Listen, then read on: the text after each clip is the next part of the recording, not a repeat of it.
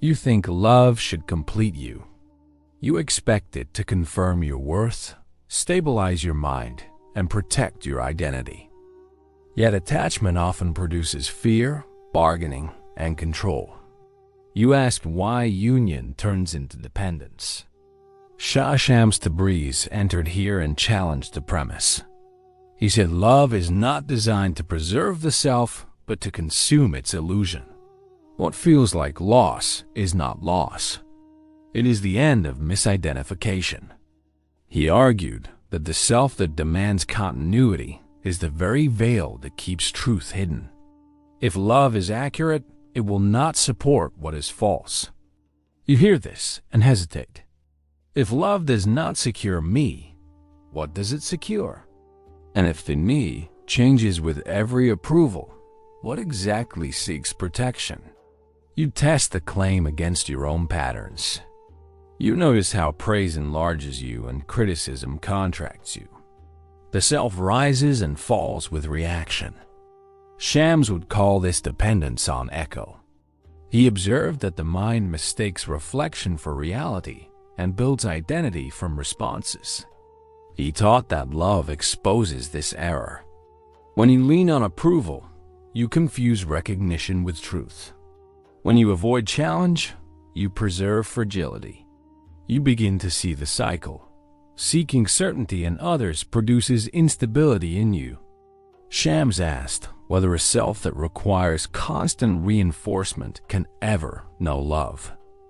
If your identity shifts with reception, is it a self or a moving agreement?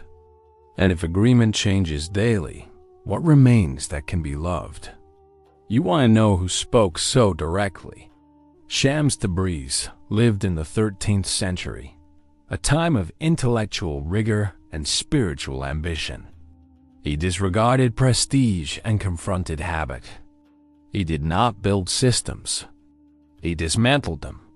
He met scholars and seekers with the same standard, honesty before form. His meeting with Jalaluddin Rumi is remembered as a turning point. But Shams did not promote attachment. He demonstrated transformation. He pointed to love as recognition, not acquisition. Those who expected gentle affirmation met uncompromising clarity. If a teacher removes what you cling to, is he taking or restoring? And if restoration feels like loss, does feeling measure truth? You ask what Shams meant by love that consumes illusion.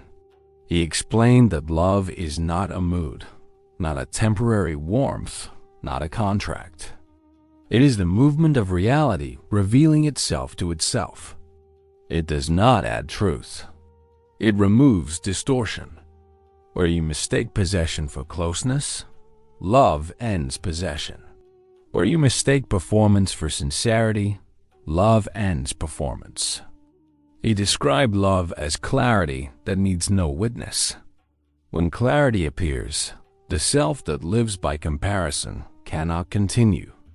The result looks like annihilation only to what resists. You consider this and sense a reversal. Love does not improve the false. It dissolves it. If clarity erases the claimant, who remains to claim?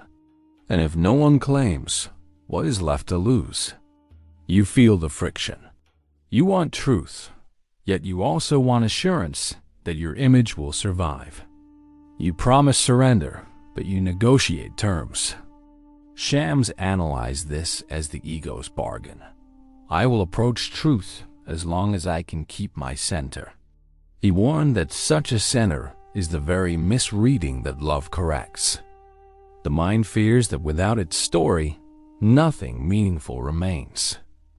So it resists, argues, delays, or adorns itself with spiritual language. Shams did not condemn this resistance. He named it so it could be seen. Seeing weakens it. You notice how much effort goes into maintaining a picture of yourself. If a picture requires maintenance, is it real? And if it is not real, why must it be saved? You begin to understand love as verification rather than reward. Verification does not flatter. It tests. Shams said love verifies by exposing what is borrowed. It shows where certainty is imitation, where devotion is performance, where care is control. You realize that what hurts is not love, but friction between truth and insistence. When insistence softens, pain lessens. The same situation produces a different reading.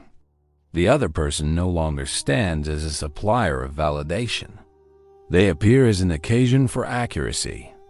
This accuracy feels stable because it does not depend on response. You ask yourself whether you prefer stable truth or unstable approval. If approval vanishes, does truth change? And if the truth does not change, what deserves loyalty? You see the next implication. The language of mine cannot survive clarity. Shams emphasized that nothing true belongs to an owner. Ownership arises from separation. Love reveals non-separation.